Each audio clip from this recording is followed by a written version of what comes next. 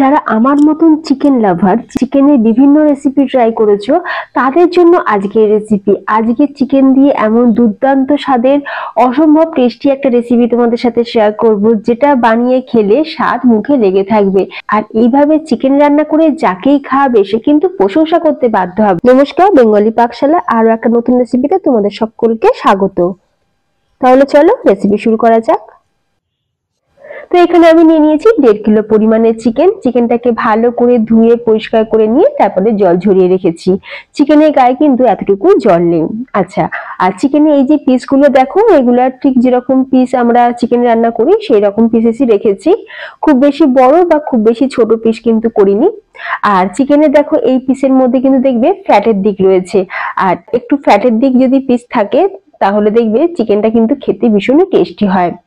এখন আমরা চিকেনটাকে ম্যারিনেট করে নেব। তো ম্যারিনেশনের জন্য বিশেষ কিছুই লাগবে না, শুধু লাগবে লবণ আর একটা হাফ পাতিলেবুর রস। এখন লবণ আর লেবুর রস চিকেনের গায়েতে খুব ভালো করে মাখিয়ে নেব। চিকেনের গায়েতে লবণ আর লেবুর রস মাখিয়ে নিলে যেমন চিকেন কুকটাও হবে খুব তাড়াতাড়ি, তেমনি চিকেনের মধ্যে যে একটা স্মেল থাকে দেখবে সেই স্মেলটাও কিন্তু একদমই থাকবে না। চিকেনটাকে ম্যারিনেট করে রেখে দিচ্ছি আধ ঘন্টার জন্য। অন্যদিকে আরো একটা প্রিপারেশন আমরা করে নেব। এখানে আমি 4টে মিডিয়াম সাইজের পেঁয়াজ একটু সরু করে কেটে নিয়েছিলাম। পেঁয়াজটাকে প্রথমে এইরকম একটা সসপ্যানের মধ্যে অল্প সামান্য জল দিয়ে পেঁয়াজটাকে নিয়ে নিলাম। সাথে দিয়ে দিচ্ছি এখানে 15 পিস কাজু আর 15 পিস আমন্ড বাদাম, আর দিয়ে দেবো ধনেপাতার যে ডালের অংশ সেটা। এখন আমরা গ্যাসের উপর সসপ্যানটা বসিয়ে দিচ্ছি।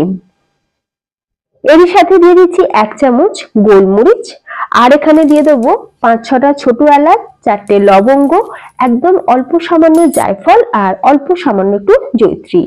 এখন এই সবকিছুকে আমরা খুব সুন্দর করে ফুটিয়ে নেব। মানে পেঁয়াজটাকে এখন আমরা একটু সিদ্ধ করে নিচ্ছি। চাপা দিয়ে পেঁয়াজ কাজু এগুলোকে আমরা একটুখানি ভাপিয়ে নেব, এতে করে চিকেন রান্নার টেস্ট কিন্তু ভীষণই ভালো আসবে। আমি এটাকে 5 থেকে 7 মিনিট মিডিয়াম ফ্লেমে খুব ভালো করে কুক করে নিয়েছি। তারপর গ্যাসের ফ্লেমটাকে অফ করে দিয়ে আমন্ড বাদামের যে খোসাটা সেটাকে এইভাবে ছাড়িয়ে নিয়ে প্রতিটা আমন্ড বাদামের খোসাটাকে ছাড়িয়ে নেব। তারপর ঠান্ডা হয়ে গেলে মিক্সিতে দিয়ে সুন্দর করে পেস্ট করে নেব। এখন সবকিছুকে আমরা জল থেকে তুলে নিচ্ছি। আর এই যে মশলাটা যাতে আমরা সিদ্ধ করলাম, এই যে পেঁয়াজটা যাতে আমরা সিদ্ধ করলাম, এই জলটা কিন্তু আমরা ফেলে দেব না, কারণ এই জলের মধ্যে কিন্তু সমস্ত ফ্লেভার আছে। তো এই জলটা কিন্তু আমরা পরে ব্যবহার করব। আর এখন এই যে পেঁয়াজটা এটা ঠান্ডা হয়ে গেলে সুন্দর করে পেস্ট করে নেব। অন্যদিকে চিকেনটা আমরা ভেজে নেব। এখন কড়াইতে দিয়ে দিলাম 4 চামচ মতন সাদা তেল। তেলটা ভালোভাবে গরম হয়ে যেতে ম্যারিনেট করে রাখা চিকেনটাকে দিয়ে খুব ভালো করে এখন চিকেনটাকে একটু ভেজে নিতে হবে। গ্যাসের ফ্লেম কিন্তু এই সময় হাইতে রাখতে হবে, যেহেতু চিকেনের মধ্যে লবণ দেওয়া আছে আর চিকেন থেকে জল ছাড়বে, সেই জন্য হাই ফ্লেমে চিকেনটাকে ভালো করে ভেজে নিতে হবে। অন্যদিকে দেখো পেঁয়াজটা ঠান্ডা হয়ে যাওয়ার পর পেঁয়াজটা সুন্দর করে পেস্ট করে নিয়েছি। এখন ওই মিক্সির জারের মধ্যেই মানে পেঁয়াজের পেস্টের মধ্যেই আমরা দিয়ে দিচ্ছি হাফ কাপ পরিমাণে টক দই। অল্প সামান্য একটুখানি জল দিয়ে সুন্দর করে মশলাটা পেস্ট করে নিলাম। মশলাটা আমাদের রেডি। আর এদিকে দেখো চিকেনটাও খুব ভালোভাবে ভাজা হয়ে গেছে, চিকেন থেকে জলটা কিন্তু অনেকটা শুকিয়ে গেছে আর শুধুমাত্র তেলটাই কিন্তু রয়েছে। আর চিকেনের পিসগুলো দেখো খুব সুন্দরভাবে কিন্তু ভাজাও হয়ে গেছে। চিকেনটাকে যদি ভেজে নেওয়া হয় তাহলে দেখবে চিকেন রান্নার টেস্ট যেমন ভালো আসে, তেমনি রান্নাটা কিন্তু খুব তাড়াতাড়ি হয়ে যায়। এখন আমরা এর মধ্যে দিয়ে দিচ্ছি আদা রসুনের পেস্ট। এখানে মোটামুটি বড় চামচে 2 টেবিল চামচ দিয়ে দিলাম আদা রসুন বাটা। এখন আদা রসুন বাটা দিয়ে খুব ভালো করে আমরা একটু কষিয়ে নেব, যতক্ষণ না আদা বা রসুনের কাঁচা গন্ধটা যাচ্ছে। খুব ভালো করে এটাকে কষিয়ে নিতে হবে। এই সময় গ্যাসের ফ্লেম আমি মিডিয়ামে রেখেছি। এরপর দিয়ে দিচ্ছি কিছু গুঁড়ো মশলা। 1 চামচ জিরের গুঁড়ো, বড় চামচে 1 টেবিল চামচ পরিমাণে দিয়ে দিলাম ক্রাশড ধনিয়া। মানে গোটা ধনিয়াকে আমি মিক্সিতে দিয়ে গুঁড়ো করে নিয়েছি, মানে আধ ভাঙা করে নিয়েছি। তো এই আধ ভাঙা ধনিয়াটা আমরা দিয়ে দিলাম, এতে করে ধনিয়ার যে ফ্লেভারটা ভীষণ ভালো আসবে।